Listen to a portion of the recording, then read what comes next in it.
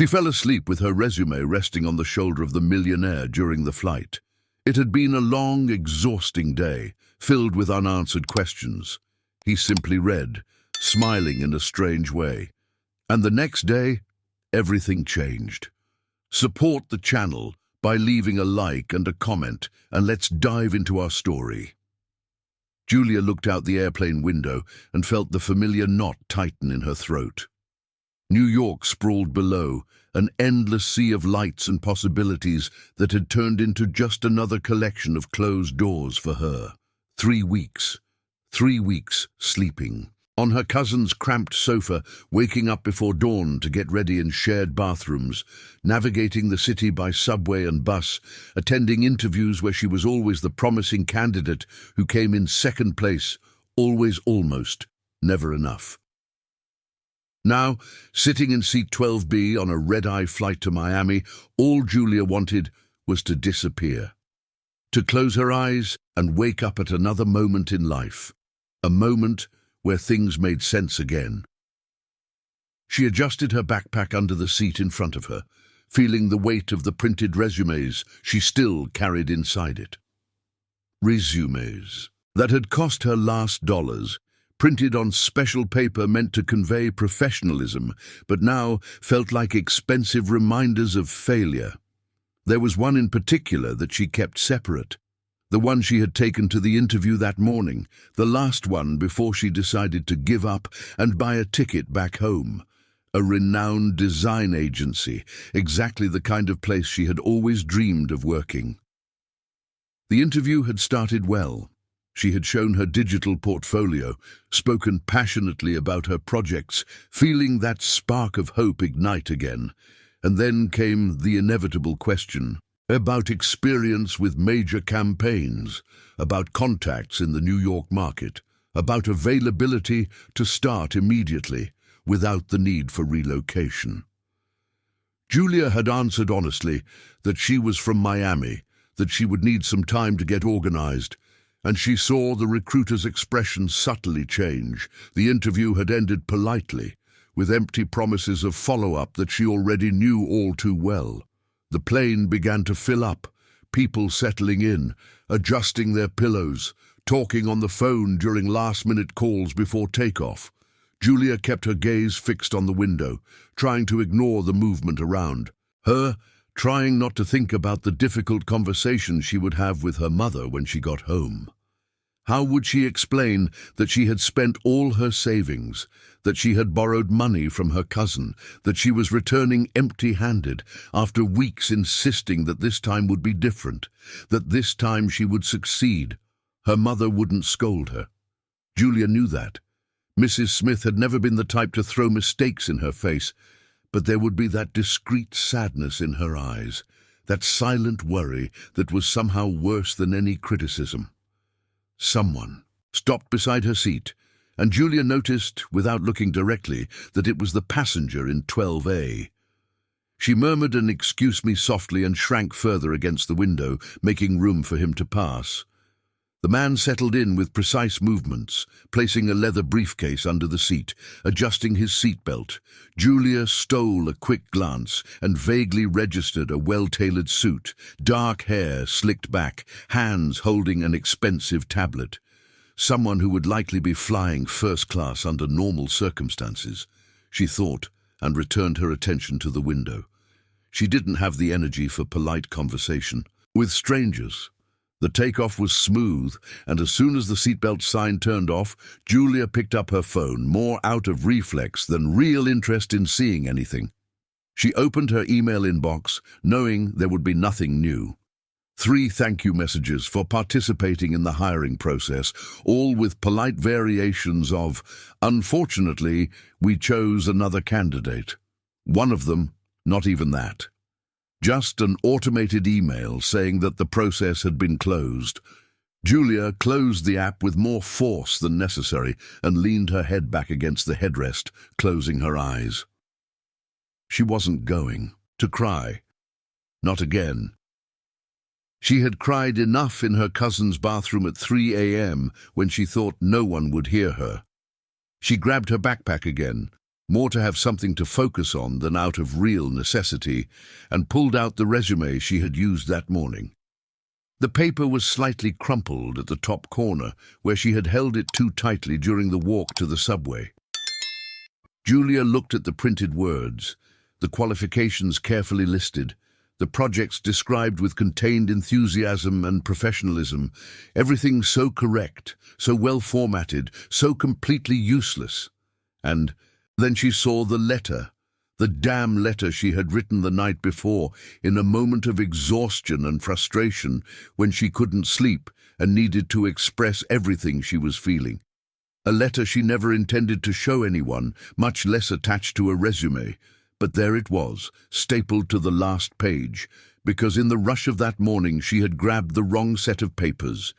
Julia read the first lines and felt her cheeks burn with embarrassment, even though she was alone, even though no one but her knew it existed. It was a letter too honest, too raw, written in hurried handwriting and stained in some places where tears had fallen without her noticing. It spoke of fear, of the pressure of being away from home, of the feeling of disappointing everyone who believed in her. It spoke of dreams that seemed increasingly distant, of the constant doubt of whether she was really good enough or just another among thousands with aspirations greater than talent. It spoke in the end of a promise she had made to herself, a numbered list of reasons not to give up, even when everything inside her screamed. To run back home and accept any job that paid the bills. She should throw it away, tear it up, crumple it, make that moment of vulnerability exposed on paper disappear. But something stopped her. Perhaps the exhaustion, perhaps the feeling of... Julia felt that it didn't matter anymore. She was already heading home, defeated anyway. She folded her resume with the letter still attached and placed it on her lap, lacking the energy to put it back in her bag. The flight attendant passed by offering drinks, and she asked for water. She drank half of the plastic cup, in one go, feeling her throat dry. She hadn't eaten anything since breakfast, but she wasn't hungry, just feeling a strange emptiness that had nothing to do with food. The plane hit some light turbulence, nothing concerning, but enough for Julia to instinctively grip the armrest. The man next to her was typing something on his tablet, completely indifferent to the bumps, and she felt a pang of envy at his calmness, his ability to be so absorbed in work that even the turbulence didn't matter. It must be nice to have such focus, such purpose. It must be nice to know exactly where you were going and be sure you would get there. Julia used to have that, or at least she thought she did. She used to wake up every day clear about what she wanted, about the steps she needed to take. When did that change? When did determination turn into mere stubbornness and confidence become just disguised fear? Fatigue began to weigh on her almost physically, weeks of poor sleep and accumulated stress taking their toll. Julia blinked slowly, trying to keep her eyes open, but it was a lost battle. The hum of the plane's engines, the darkness outside, the gentle warmth of the cabin, all conspired to pull her into sleep. She adjusted her position, trying to get more comfortable in the narrow seat, and felt her head lean to the side. Just a few minutes, she thought. I'll just rest my eyes for a few minutes, and then I'll worry about everything else. The resume slipped slightly from her lap, but she didn't notice, already half asleep, her body finally relaxing after weeks of constant tension. She had no idea how much time had passed when a strange sensation pulled her back to semi-consciousness. Something was different, but the sleep was too dense for her to process completely. There was a firmness under her cheek, something that definitely wasn't the cold airplane window, and a subtle masculine scent of expensive cologne mixed with the fabric of a well-tailored suit. Julia tried to open her eyes, but her eyelids felt heavy as lead, and her body, finally relaxed after so long, refused to wake up completely. Just one more minute, her foggy brain murmured, and she let the darkness pull her back in. David Johnson was used to long flights, to hours confined in tight spaces. perfecting the art of working under any circumstance, but he wasn't used to having strangers literally falling asleep on him. When he felt the sudden weight against his shoulder, his first instinct was irritation. He was in the middle of an important analysis. He had 3 reports to review before landing and definitely didn't have the time or patience to deal with passengers who didn't respect personal space.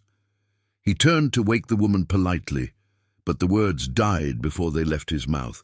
She was deeply asleep, her face relaxed in a way that suggested extreme exhaustion, not just ordinary tiredness, and there was something in her expression, even in sleep, that seemed to carry a weight, a sadness that David vaguely recognized as the one he had seen in his own mirror years ago when he was building everything from scratch, and every day felt like an impossible battle. He sighed, deciding to let her sleep for a few minutes before gently waking her. It wouldn't be the end of the world to hold the tablet at an awkward angle for a while. But then something slipped from her lap, falling into the space between the seats. David automatically picked it up, intending only to put it away to return when she woke up. It was a resume, he realized, and he was about to simply place it back on her lap when something caught his attention. There were stapled papers, and one of the pages wasn't a formal resume. It was a handwritten letter, hurried handwriting, some words smudged. David knew he shouldn't read it. He knew it was an invasion of privacy, that it wasn't his business. But his eyes had already captured the first lines, and something in them made him continue, completely forgetting the reports he was supposed to be reviewing. And as he read line after line of that raw and honest confession, something inside David stirred in a way he hadn't experienced in a long time. It wasn't pity, it wasn't condescension, it was recognition, seeing reflected in those words a version of himself from years ago when everything seemed impossible, but he persisted anyway, when fear was constant, but determination was greater. And there was something more. Something in the brutal honesty of that letter, in the vulnerability laid bare without filters, that touched him in a way he couldn't even fully name.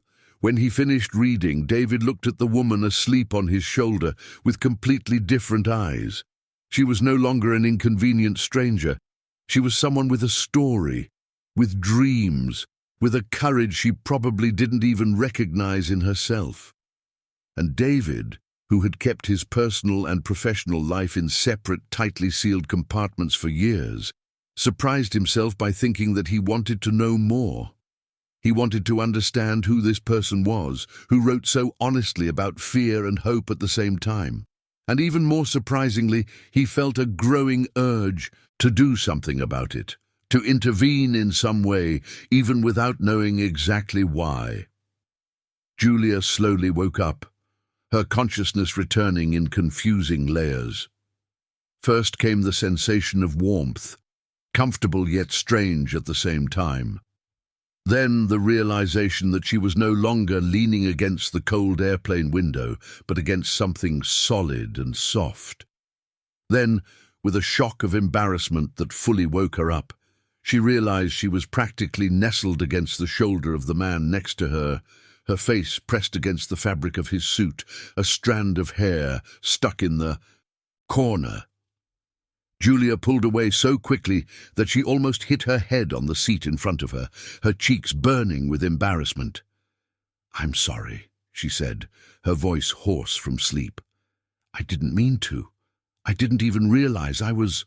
Oh, God, I'm really sorry." She ran her hands over her face, trying to compose herself, feeling the imprint of the fabric on her cheek. How long had she been asleep? And worse, how long had she literally been lying on a complete stranger? Julia risked a glance in his direction, bracing herself for irritation or discomfort, and found something completely different.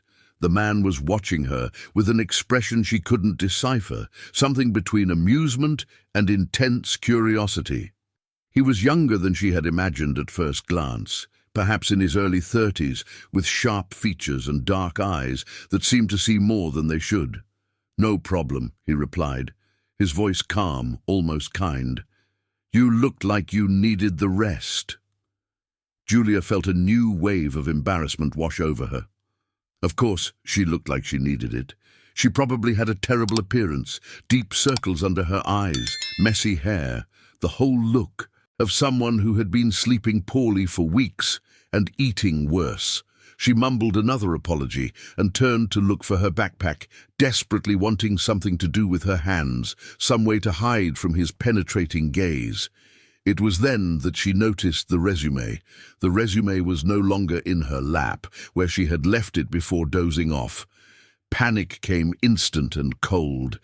Julia looked around frantically, checking between the seats and under her feet in the pocket of the seat in front of her.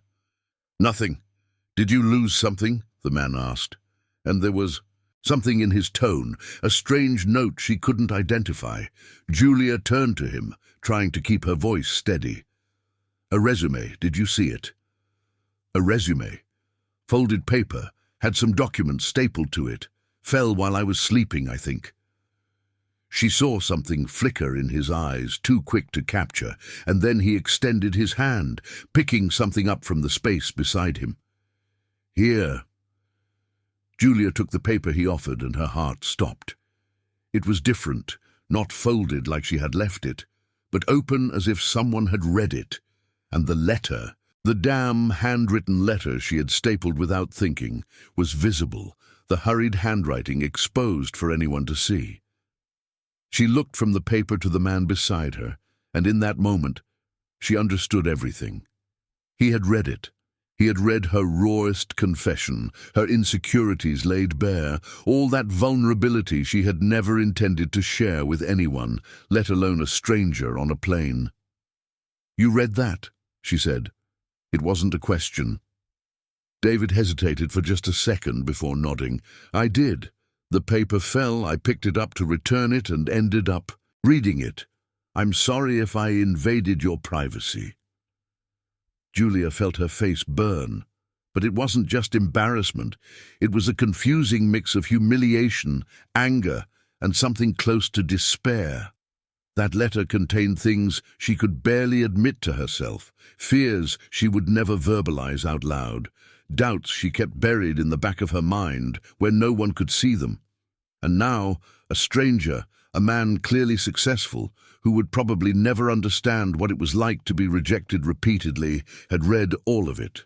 "You had no right," she said, her voice coming out, harsher than she intended. David didn't look away, but she saw something change in his expression, a softness that contrasted with his formal appearance. "You're right," he replied. "I shouldn't have, but I did anyway, and I'm sorry for that." There was a pause, and then he continued, his voice low enough for only she could hear amidst the hum of the plane. "But I also don't completely regret it, because what you wrote there was one of the most honest things I've ever read." Julia blinked, not expecting that. "What?" David shifted in his seat, turning slightly to face her. "That letter," he said, "is brutal in its honesty. You didn't try to sugarcoat anything. You didn't pretend to be okay. You didn't use empty motivational cliches. You just told the truth, raw and real. And you know what impressed me the most? The list at the end, the reasons not to give up, because despite all the fear and doubt you expressed, in the end you still found reasons to keep going. That's not weakness. It's strength." Julia was speechless, completely disarmed. It wasn't the reaction she had expected. She had anticipated pity, perhaps condescension, or worse, indifference. But there was something in the way he spoke, a sincerity that felt genuine, that made her reconsider her initial anger. "You don't understand," she finally said, her voice softer now. "These weeks have been terrible. Every door closed, every hello. It was a pleasure meeting you, but we chose another candidate. I started to believe that the problem was me, that I wasn't good enough, that I never would be. And now I'm going home with nothing to show for it, not even an offer, nothing but doubts and a sense of failure that I can't shake off." David listened in silence, and when she finished, he didn't offer any platitudes about how things would get better or about doors closing and windows opening. Instead, he said something unexpected. "I understand more than you think." Julia looked at him skeptically. "I doubt it. You're in an expensive suit, traveling, probably for work, clearly successful. How could you understand?"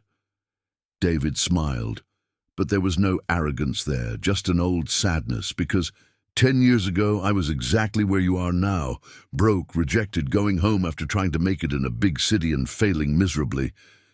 I slept on friends' sofas, ate instant noodles for weeks, went to dozens of interviews, where I was always, almost never enough.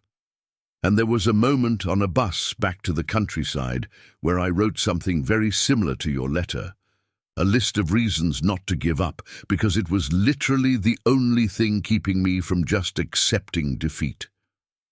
Julia studied him, searching. He showed signs that he was making it up to make her feel better, but there was an authenticity in his eyes that was impossible to fake. "What happened?" she asked. "How did you get out of that?" David sighed, looking at the tablet forgotten in his lap. "Stupid persistence. Honestly, I kept trying when everyone told me to be realistic, to accept any job and forget the big dreams.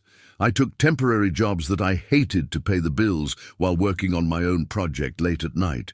I failed more times than I can count, but I kept going, because on the list I wrote on that bus, one of the reasons was to promise myself that I didn't want to look back at 40 and wonder, what if I had tried one more time?" There was something in the way he spoke, without drama but with real conviction, that made Julia feel something shift inside her. It wasn't exactly hope. It was too small for that. But maybe it was the seed of something similar. "Do you think I should keep trying then?" she asked. David shook his head. "I'm not going to tell you what you should do. That decision is entirely yours. But I will say this. That letter, that resume shows someone talented, dedicated, and brave enough to try even when scared.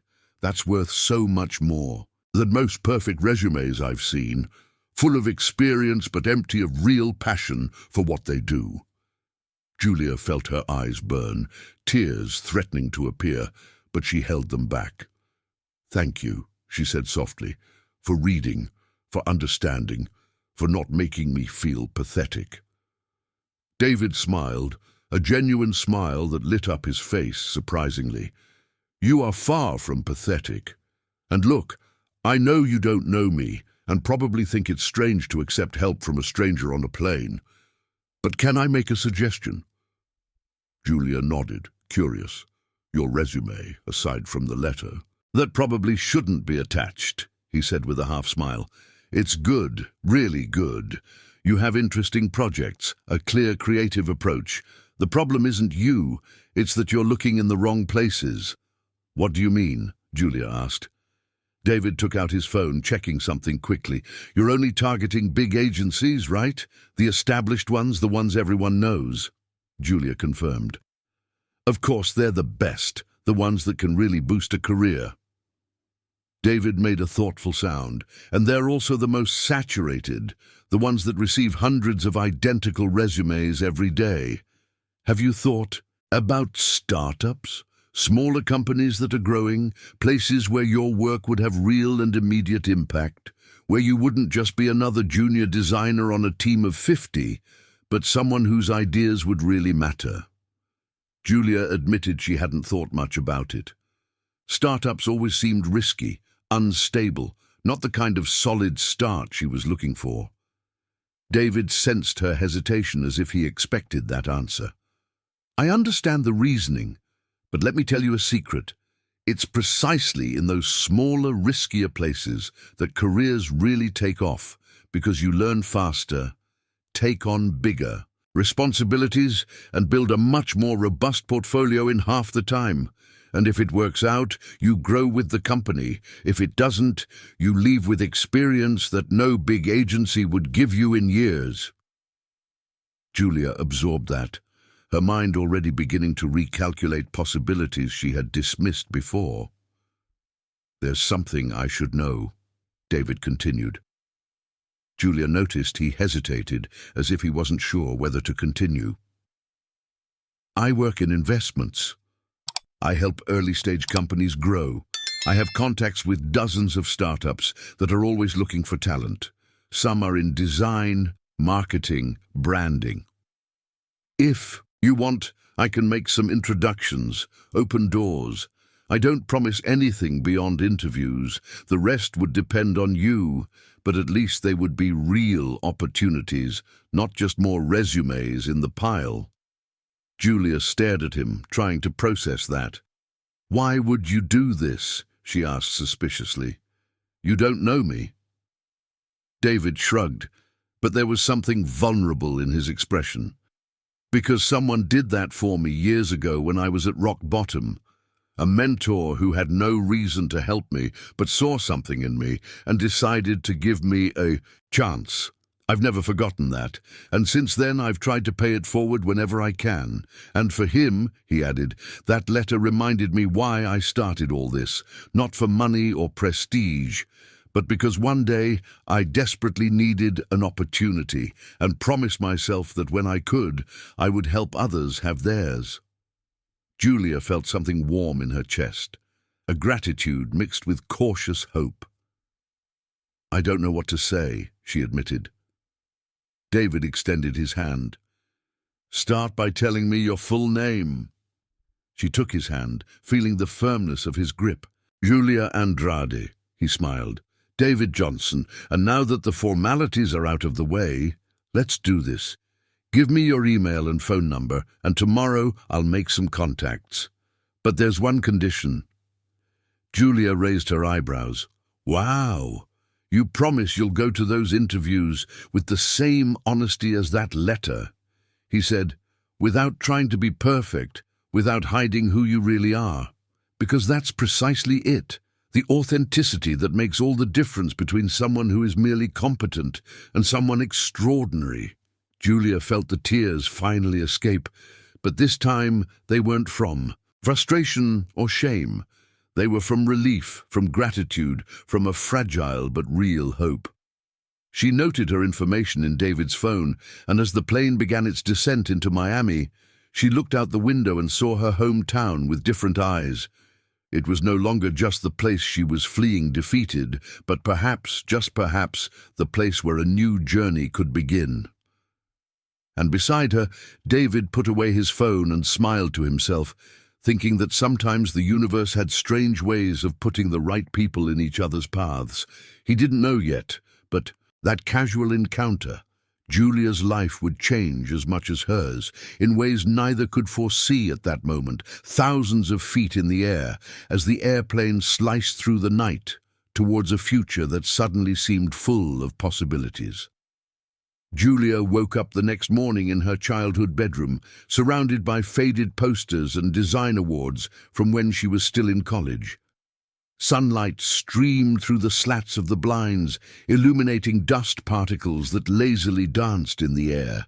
For a moment, still half asleep, she almost forgot everything, almost managed to pretend the last few weeks hadn't happened, but then reality came crashing back, along with the surreal memory of the flight the night before, of the man in the suit who had read her most intimate letter and, against all expectations, offered help instead of judgment.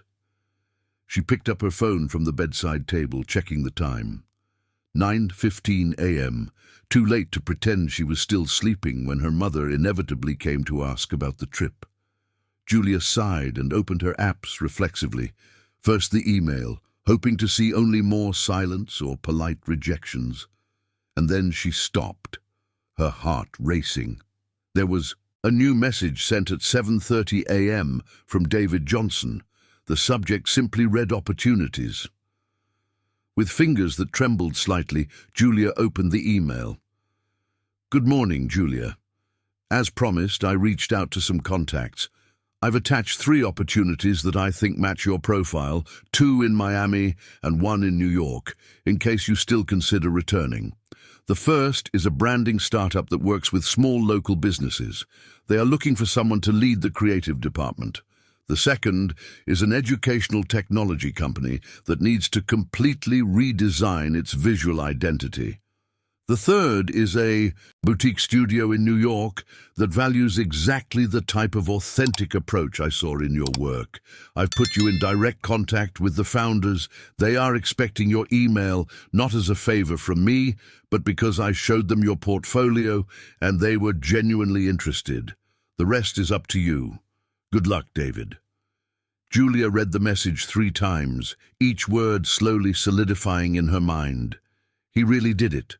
Not only did he vaguely promise to help and then disappear like so many do, but he truly, concretely opened doors before the sun even rose. And more than that, he made it clear that it wasn't charity, that it was her merit, that the companies were interested in her work, not in favors. There was a kindness in that which touched her deeply, an understanding that she needed to know it wasn't pity, but a real opportunity. She spent the morning researching each company mentioned, studying their previous work, understanding their missions and values. The branding startup, called Creative Roots, had an approach that intrigued her immediately, working with small entrepreneurs in the region to create accessible yet impactful visual identities. The educational technology company EduTech was developing a platform to democratize quality education and needed someone who understood how to translate complex concepts into intuitive and welcoming design. And the studio in New York, although smaller than the agencies where she had previously interviewed, had a portfolio of authentic and creative work that embodied exactly the type of design she was passionate about. Julia spent hours crafting 3 different emails, each personalized, showcasing not only technical competence but a real understanding of what each company was looking for. She didn't try to sound perfect or overly corporate, remembering David's advice about authenticity. She spoke about her passion for design that tells stories, about how she believed good design wasn't a luxury but a tool for transformation. And when she finally hit send on all 3 emails, she felt something she hadn't experienced in weeks. A mix of nervousness and excitement. The feeling of doing something that truly mattered. The response came faster than she expected. Later that afternoon, Mariana, the founder of Creative Roots, replied enthusiastically, "I loved your approach, Julia. David mentioned that you have a unique perspective, and I can see that in your portfolio. Can we schedule a conversation? Tomorrow? I prefer video calls. They are more personal." Julia replied immediately, confirming her availability, and spent the rest of the day in a state of productive anxiety, mentally preparing herself, reviewing her work, trying not to set her expectations too high, but failing miserably at that.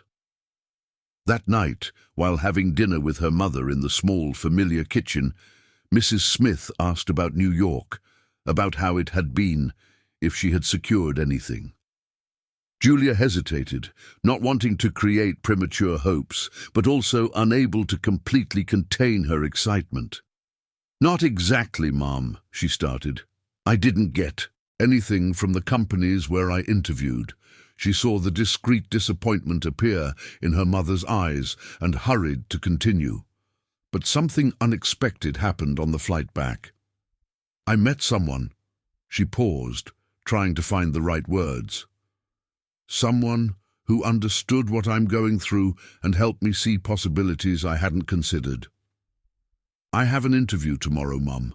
A real opportunity." Mrs. Smith studied her daughter with that penetrating gaze that only mothers have, the one that sees beyond words. "And this person," she asked carefully, "is he trustworthy?" Julia thought about the question, about the honesty she saw in David's eyes, about how he shared his own story without glamorizing the difficulties. "I think so," she replied. "He hasn't promised me anything he couldn't deliver, and everything he's done so far has been exactly what he said he would do." Mrs. Smith nodded slowly. "Then I will hope that it works out, my daughter. You deserve something good after trying so hard." The interview the next morning was different from all the others Julia had done. Mariana appeared on the laptop screen with a genuine smile, her curly hair loose, in a clearly home office with plants in the background and a cat that occasionally walked across the camera. There was no excessive formality, no trap questions disguised as strengths. Instead, Mariana spoke passionately about the mission of Creative Roots, about how she believed what small businesses deserve design as good as large corporations. And she asked Julia not about experience in massive campaigns, but about what motivated her, what made her wake up wanting to create. Julia, remembering David's advice, didn't try to give the corporate correct answer. She spoke about growing up watching her mother struggle to keep a small craft store, about how she always knew that good design could have made a difference, but it was inaccessible. She talked about believing that creativity shouldn't be a privilege for those who can afford it, but a tool available for those who have stories to tell and products to share. And she spoke with an honesty that surprised her about the tough weeks, about questioning if she was good enough, and about how that conversation on the plane made her realize that she might have been seeking validation in the wrong places. Mariana listened intently, her attention seeming genuine, asking questions that deepened rather than interrogated. When Julia finished showing portfolio projects, explaining her creative choices, the stories behind each design, there was a moment of silence. Then Mariana smiled, a wide smile that lit up the screen. "Julia, I'll be direct. You are exactly the kind of person we are looking for. Someone who understands that design is not just aesthetics, it's communication, it's empathy, it's telling stories that matter. I would like to make you an offer." Julia's heart raced. Mariana continued, "We are still small. I can't compete with salaries from large agencies, but I can offer real creative leadership, projects, where your ideas will be implemented, not just presented and forgotten. Remote work with flexibility, because I believe creativity doesn't thrive in rigid hours, and growth, as we grow, you grow with us.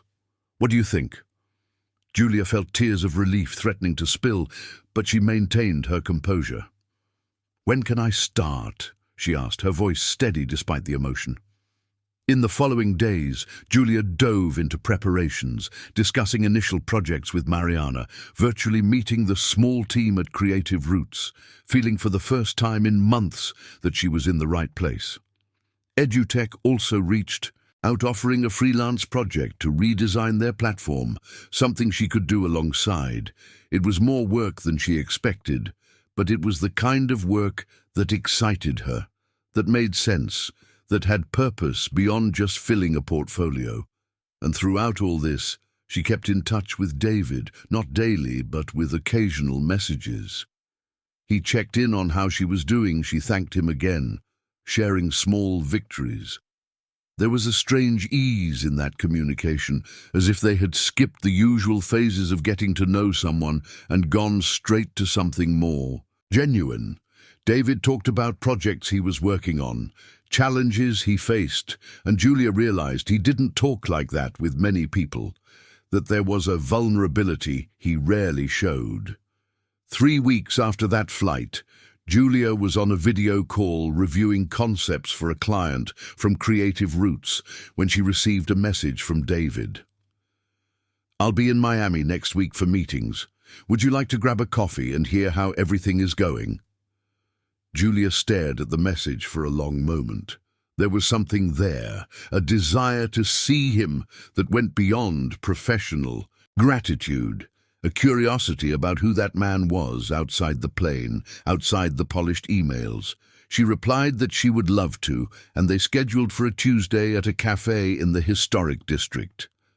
When the day arrived, Julia found herself more nervous than she expected, changing outfits 3 times before leaving, telling herself it was ridiculous to be so anxious about a simple thank you coffee.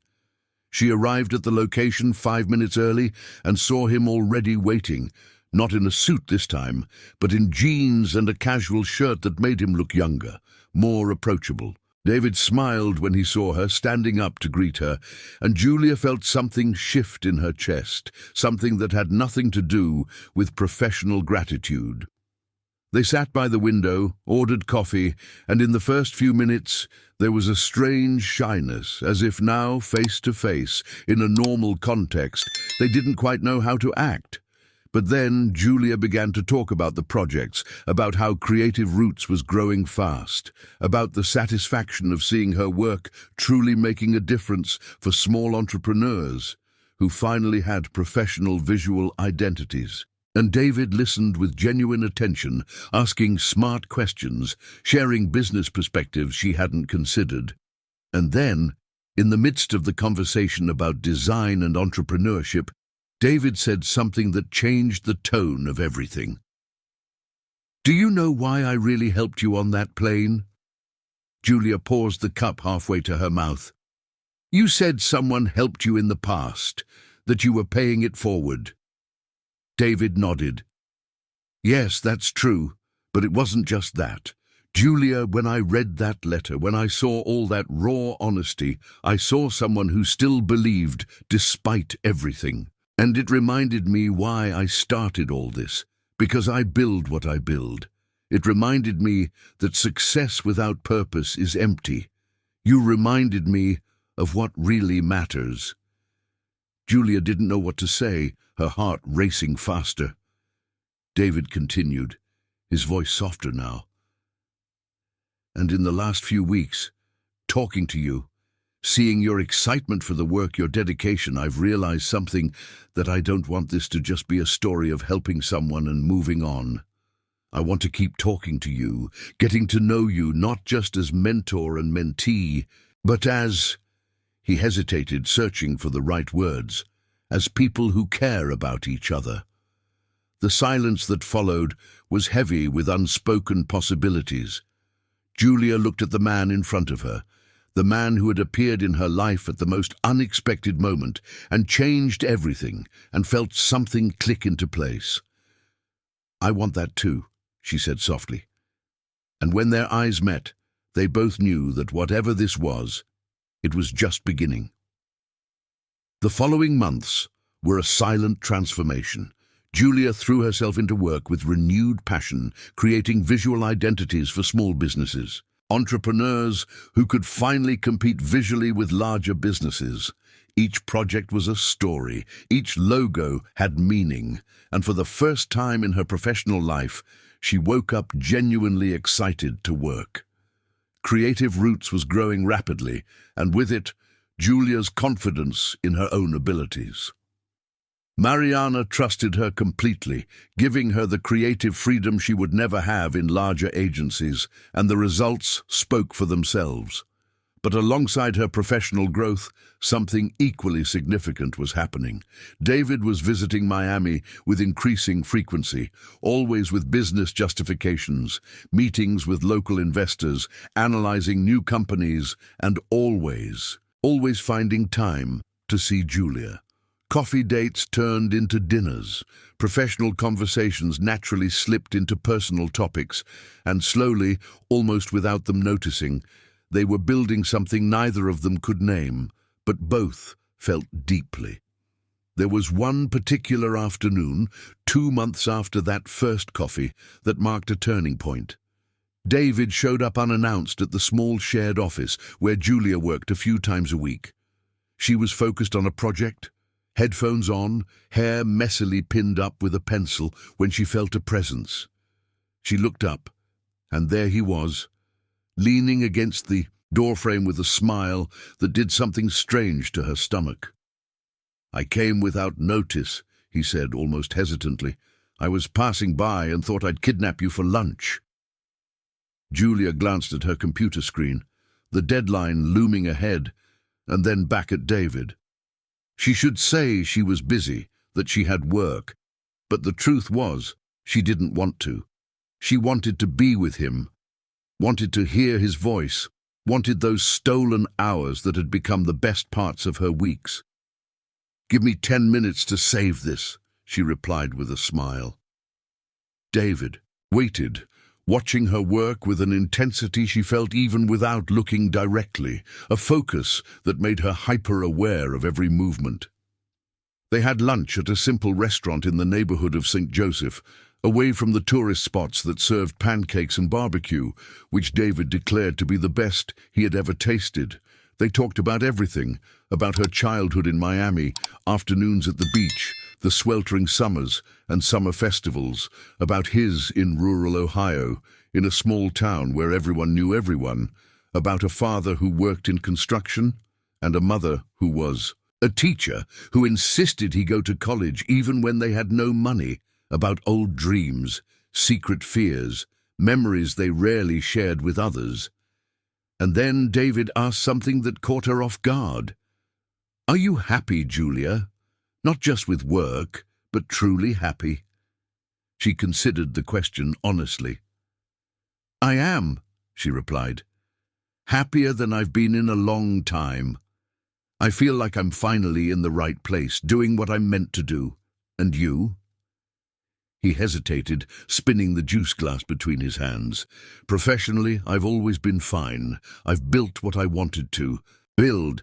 I have success by conventional standards, but personally," he paused, searching for words, "I've spent so much time focused on growing, on proving something, that I forgot to build a life outside of work."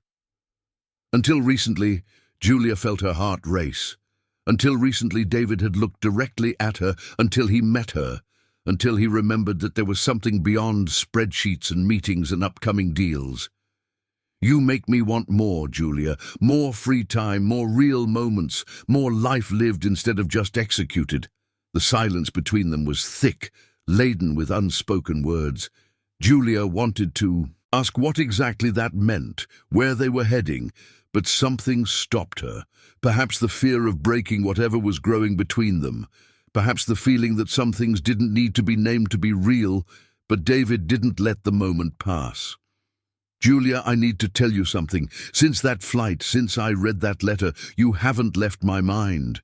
At first I thought it was just admiration, a desire to help, but over time, talking to you, seeing who you are, I realized it's so much more than that. I like you, not as a mentor or a friend, but as someone who wants to be close, who wants to know every part of who you are, who wakes up thinking of you and goes to bed wishing they had spent more time together." Julia was speechless, her heart pounding so hard she was sure he could hear it. David continued, his voice softer now. "I know there's a difference between us, in age, in experience, in where we are in life. And I know I started as someone who helped you professionally, which complicates things. So if you don't feel the same, if this is strange or uncomfortable, we can pretend I never said anything and continue being friends. But I needed to be honest, because this honesty, this authenticity you've taught me works both ways." Julia took a deep breath, feeling tears threaten without understanding exactly why. "David," she began, seeing anxiety appear in his eyes, "I like you too, a lot, probably more than I should, considering we've known each other for such a short time. You came into my life at the hardest moment and changed everything, not just by giving me opportunities, but by making me believe in myself again. And at some point, without realizing exactly when, you stopped being the guy from the flight and became the person I want to see the most, want to talk to the most, want to be close to." David smiled, a smile of pure relief.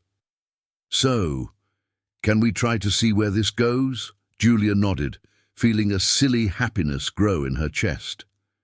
"We can, but it has to be slow," she added. "I'm still finding my footing professionally, building something of my own, and I need this not to mix with it." She gestured between them. "With that, David," immediately agreed. "In your own time, no pressure, no expectations, other than being honest with each other."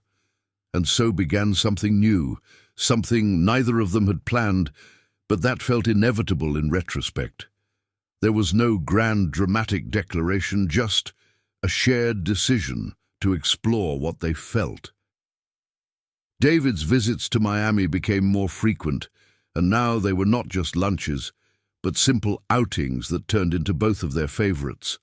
Walks along the beach at sunset, talking about everything and nothing. Visits to craft fairs, where Julia showcased the work of clients from creative roots, and David asked genuine questions about each piece. Nights watching movies on the couch at Mrs. Smith's, who observed her daughter's growing relationship with silent but clear approval. There was internal resistance from Julia at first, a voice insisting that this was too good to be true, that men like David didn't genuinely care for women like her, that eventually he would tire and return to his world in New York. But David dispelled every doubt with consistent actions, with real presence, with vulnerability he rarely showed to others. He spoke about past relationships that didn't work because he never truly allowed himself to open up, about the loneliness of being surrounded by people but never genuinely connected to anyone. And he talked about how with her it was different, how for the first time he felt truly seen, not just for what he built or what he had, but for who he really was. Julia reciprocated by opening up about her own fears, about years of feeling not enough, about past relationships, where she was always the one who tried harder, the one who gave in more, the one who faded a bit of herself to fit others' expectations, and about how with David for the first time, she felt she could be completely herself, all parts, insecurities and ambitions, moments of doubt and confidence, and be accepted just as she was. 4 months after that confession at the restaurant, David had to return to New York for 2 consecutive weeks, important meetings that couldn't be postponed. It was the first time they had been apart for so long since they started, and the longing was surprisingly physical, a pain in her chest that even daily video calls couldn't completely alleviate. Julia realized clearly that this was no longer something casual. It was no longer just 2 people seeing where things would go. It was something real, deep, that had rooted itself in her in a way she hadn't expected. On the last night before David returned, he called later than usual. "Julia, I need to ask you something," he said, his voice serious in a way that made her apprehensive. Julia held the phone tighter. "What?" "Come to New York. Not to visit, but to stay for a few days. To see my life here, to see where I work, where I live. To meet the important people in my life. Because if this is going to keep growing and I really want it to grow, I need you to see all parts of my life, not just the version that exists in Miami." Julia hesitated. She had work, deadlines, responsibilities with creative roots, but she also had a desire, a growing need to understand all the facets of the man who was becoming so essential to her. "Mariana is going to kill me." She said, "But yes, I will." David laughed, relief audible. "I promise it will be worth it." "And Julia," he added in a softer voice, "thank you for trusting me enough for this." Julia smiled, even though he couldn't see. "Thank you for giving me reasons to trust." A week later, Julia was on a plane to New York, but this time the feeling was completely different. It was not an escape or a desperate search for opportunities. It was a choice, a step towards something she wanted, something she had built, something she deserved. And when the plane took off, heading towards the city that months ago represented only rejection, Julia looked out through the clouds and smiled. Because sometimes the best things in life happen exactly when we stop desperately chasing them and start trusting in the universe's imperfect but right timing. And sometimes the right person shows up at the most unexpected moment, in the most unlikely place, and changes everything. New York welcomed Julia completely differently this time. When the plane landed in the late afternoon, there was no nervousness or anxiety, just a calm excitement. David was waiting for her at the arrival gate, something he would never do by the usual standards of his busy routine, but he had made it a point to rearrange his entire schedule to make it happen. When their eyes met across the crowd, they both smiled, that silly smile that people in love smile, without caring who is watching. He hugged her tightly, longer than would be socially appropriate between acquaintances. And Julia allowed herself to sink into that embrace, feeling the familiar scent of his cologne, the sensation of finally being whole again. After 2 weeks of longing, she missed him. David murmured against her hair, and Julia responded by tightening the hug, because some things didn't need words. When they finally separated, he took her suitcase with one hand and intertwined the other with hers.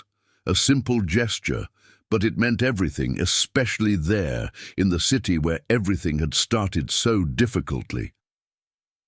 David's apartment was in a tree-lined neighborhood, far from the stereotype of corporate skyscrapers that Julia had expected. It was spacious yet cozy, with large windows letting in plenty of light, carefully placed plants, and shelves full of books that clearly were read and not just decoration. There were framed photographs, some of him younger with people she assumed were family, others from travels, captured moments that told stories. It was the space of someone who had a life beyond work, and that pleasantly surprised her.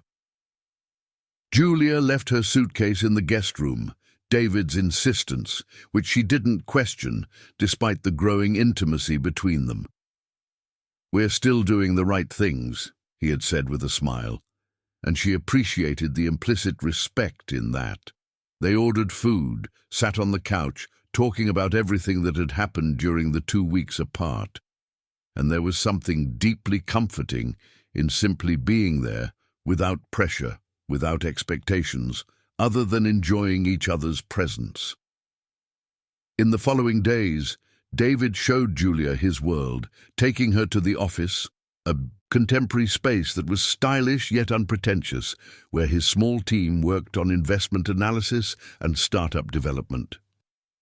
Julia met Emily, David's partner, a woman in her 40s, with contagious energy, who immediately embraced Julia. "So you're the famous Julia?" Emily said with a knowing smile. "This guy can't stop talking about you." David rolled his eyes but didn't deny it. Julia felt her cheeks warm pleasantly. Emily showcased some of the projects they were developing, and Julia was impressed by their approach. It wasn't just about financial returns. It was about investing in companies that had a genuine social impact, solving real problems. It was exactly the kind of work that aligned with the values David had expressed so many times. Seeing this in practice made Julia understand better the man he was, not just in words, but in daily actions. That evening, they had dinner with David's close friends, a couple who had known him since the tough early days of his career. Mark and Emily were laid back, funny, and clearly adored David genuinely. They shared embarrassing stories about his early years in New York, about the tiny apartment he shared with 3 others, and the time he lived on instant noodles for 2 weeks because he had spent all his money on business books. David laughed, slightly embarrassed but open. Julia loved seeing these layers of him, the humanity behind the success. But there was a moment during dinner that deeply touched Julia. Emily, after a few glasses of wine, said something that resonated. "You know, Julia, we've known David for years. We've seen him build all of this. We've watched the success grow, the businesses thrive. But we've also seen him become more closed off, more focused solely on work, more distant from real connections. And then in the last few months we've seen him change, smile more, be truly present in conversations not just physically but emotionally. And we know it's because of you. Whatever you two have, it's doing good for him." Julia didn't know how to respond, too emotional, and just looked at David, who was holding her hand under the table. "It's doing good for me too," she finally said. "He helped me believe in myself again, to see possibilities where I only saw closed doors." "I think we help each other." Mark raised his glass. "There it is. There are people who show up at the right moment and change everything." Everyone toasted, but Julia and David's eyes met with an intensity that spoke much more than words could express. On the fourth day, David needed to work in the morning, meetings he couldn't postpone. Julia took the opportunity to explore the city alone, but this time without the weight of interviews and rejections. She walked along Fifth Avenue, visited bookstores, sat in coffee shops, watching the frenetic movement of the city, and realized something surprising. New York didn't intimidate her anymore. It was no longer the city that had rejected her, but just a city with its possibilities and challenges, its charms and problems. The difference was within her, in how she saw herself, in the confidence she had built over the past few months. She was in a bookstore, flipping through a book on American design, when her phone rang. It was Sarah from Creative Roots. "Julia, I have news." Her voice brimmed with excitement. "Remember that big client I mentioned? The chain of southern restaurants expanding to the southeast? They loved our work and want us to develop the complete identity for the new locations. It's our biggest project yet, and they're going to pay amounts that finally allow us to hire more people, to really grow." Julia felt her heart race. "That's amazing, Sarah. But why are you calling me? Shouldn't you be celebrating?" Sarah laughed. "I am celebrating, but there's a detail. They want frequent in-person meetings, and their headquarters is in New York. It will require someone from the team to be here regularly, at least for the next few months. And I thought, since you're there, how about talking to David about the possibility of staying longer? Not permanently, but maybe a few weeks, a month." Julia fell silent, processing. Sarah continued, "I know I'm asking a lot, but you're the best person for this project, Julia. Your work, your vision, is exactly what they need." Julia hung up, dazed, not for more reasons, but because suddenly possibilities she hadn't even considered were opening up. She called David immediately, telling him about the proposal. He was silent for a moment, and then said something that surprised her. "Julia, this is an incredible opportunity for Creative Roots, for you. But I don't want you to feel like you have to accept it because of me, because we're together. It has to be your decision, based on what's best for your career, not what's convenient for us." Julia felt her heart warm at that, at his respect for her autonomy, for her career, for her choices. "But what if I want to consider us in the equation too?" she asked softly. "What if I want to be here, not just for work, but because I want to be close to you? Not all the time. I still have my life in Miami, my mum, my roots, but a few weeks a month, splitting time between the two cities. Would that be possible?" David replied with a choked voice. "That would be perfect, but only if it's what you really want. No pressure." Julia smiled. "It's what I want. I want to build my career, but I also want to be with you. And maybe I don't have to choose just one." When David finished work, they went to dinner at a rooftop restaurant with a panoramic view of the illuminated city. It was the kind of sophisticated place that would have intimidated Julia before, but now she felt comfortable, confident. During dinner, David was quieter than usual, lost in thought. Julia asked if everything was okay, and he sensed her concern, but there was something in his eyes. Finally, between. As dessert and coffee were served, he said, "Julia, these days with you here, seeing you in my space, integrating into my life, making plans that include both of us, has been the most right thing I've ever felt." He took her hand across the table.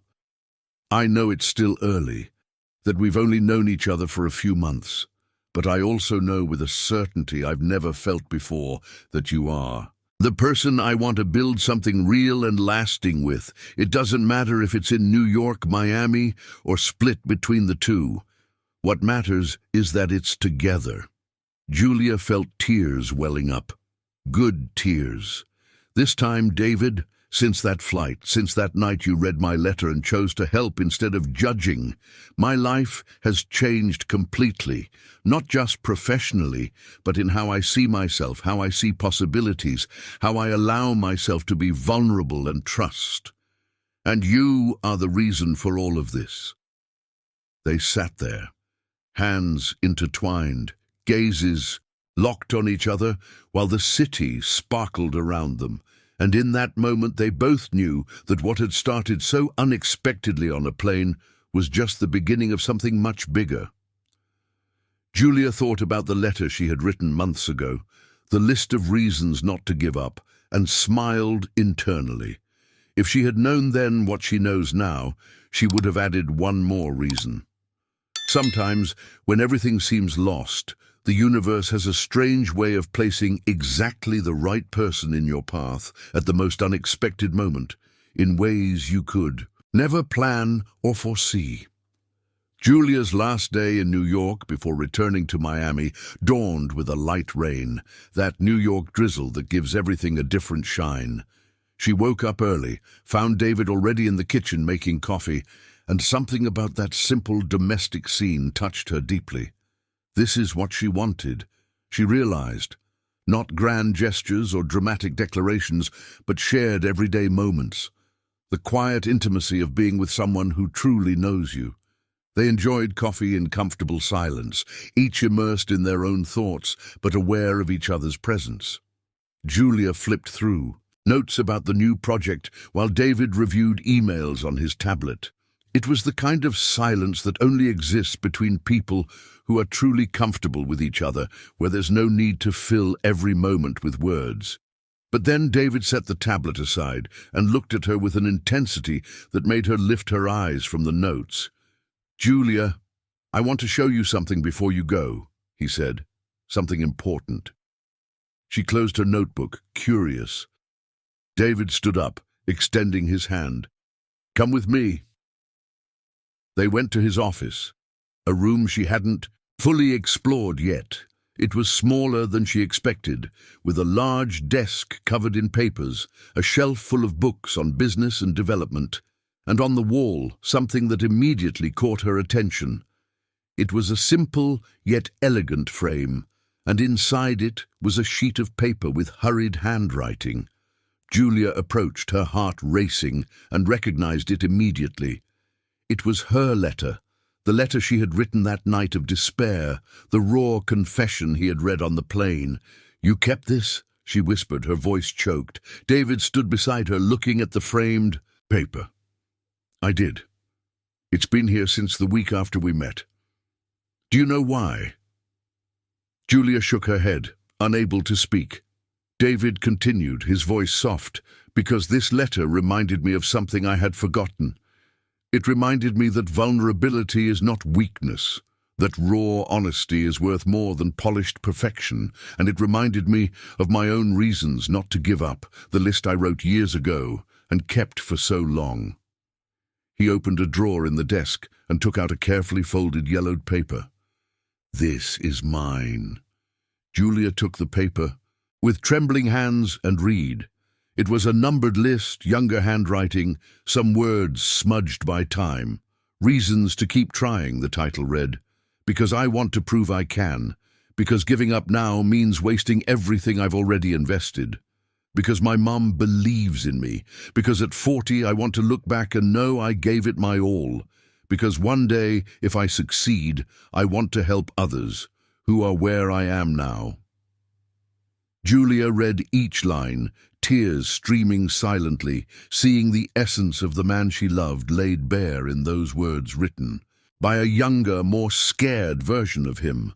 "When I read your letter," David said, "it was like looking into a mirror of the past. I saw my younger self. I saw the same struggle, the same fear mixed with determination. And I knew at that moment I needed to do something, not just to help professionally, but somehow to be part of your journey. I just didn't imagine you would become the most important part of mine." Julia turned to face him, seeing genuine vulnerability in his eyes. "You saved more than my career, David. You saved my ability to believe, to trust, to allow myself to dream again." David took both of her hands. "Julia, I know you're going back to Miami today, that we'll spend a few weeks apart while you organize everything to start splitting time between the cities. I know we're still at the beginning of discovering what we are together, but I need to tell you something I've been feeling for weeks and couldn't find the right moment." He took a deep breath. "I love you. Completely. Deeply. In a way I didn't even know I was capable of. I love you for the woman you are, for the talented artist, for the honest person who isn't afraid to admit vulnerability. I love you for how you make me want to be better, not just professionally, but as a human being." Julia felt the tears fall freely now. "I love you too," she replied, her voice breaking. "I love you in a way that scares me a little, because it's so intense, so real. I love you for seeing value in me when I couldn't see it. Respect my independence while offering partnership. I love you for the way you make me feel secure, being exactly who I am, without needing to pretend or hide parts of myself." David pulled her into a tight embrace, and they stayed like that for long minutes, just holding each other, letting the emotion flow freely. When they finally separated, David had something in his eyes that Julia couldn't fully decipher. "There's one more thing," he said, his voice slightly nervous. "Julia, I know it's early. I know we will face challenges with distance, balancing careers, and building something real between two cities. I know there are people who would say we're moving too fast, that we've only known each other for a few months, but I also know with absolute certainty that I want you in my life, not just now, but forever." He took a small box from his pocket, and Julia's heart stopped completely. "It's not an engagement ring," David clarified quickly, seeing the shock in her eyes. "Not yet, at least. We're still figuring out how to make this work, and I don't want to rush anything that needs time, but it's a promise." He opened the box, revealing a simple yet beautiful ring with a small blue stone. "It's blue topaz," he explained. "The stone of November, the month we met. I want you to wear this as a symbol of my promise that I am fully committed to what we are building, that no matter the challenges, no matter the distance, no matter how long it takes, I will be here building this with you at your pace, your way." Julia looked at the ring, then at David, and felt something click into place within her. It wasn't rushed. Did you notice? It was right. It was two people who found something rare and precious in each other and were willing to do whatever it took to protect and nurture that. She extended her hand, and David slid the ring onto her finger. It was perfect, as if it had been made for her. "I promise the same," she said with a firm voice, despite the tears. "I promise to be present, to be honest, to fight for us even when it's hard. I promise not to let fear make me run, not to let insecurity sabotage what we have. I promise to build this with you, one day at a time." David then kissed her, a kiss that sealed promises and began futures, tasting of tears and mixed hope. When they separated, both were crying and laughing at the same time, in that state of pure emotion that happens in truly important moments of life. They spent the rest of the morning discussing practical plans, about how Julia would organize the partial move, about when David would visit Miami again, about dreams and possibilities that now seemed achievable because they were no longer alone in the pursuit. When it was time to go to the airport, Julia looked around the apartment, memorizing details. It wasn't goodbye, it was just a see you soon, but still, there was something bittersweet about it. David carried the suitcase to the car, and during the drive, they kept their hands intertwined, not needing to fill the silence with words. At the arrivals terminal, they embraced for a long time, and Julia whispered, "Thank you for everything, for seeing me when I was invisible, for believing when I doubted, for showing up in my life exactly when I needed it, even without knowing." David kissed her forehead, then her lips softly. "Thank you for reminding me of what really matters, for bringing color back to a life that had become monochromatic without me realizing, for letting me love you." Julia smiled through her tears. "See you in 3 weeks." David nodded. 3 weeks, And then, every weekend we can, until you partially move. And after that, a lifetime." Julia laughed, the sound mixed with a sob. "A lifetime sounds good. It sounds perfect."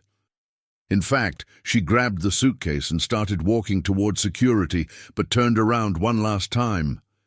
David was still there watching, and when their eyes met, they both smiled in that way only truly happy people smile. Julia touched the ring on her finger, feeling the comforting weight of the promise, and continued walking. But this time, she wasn't going back, defeated.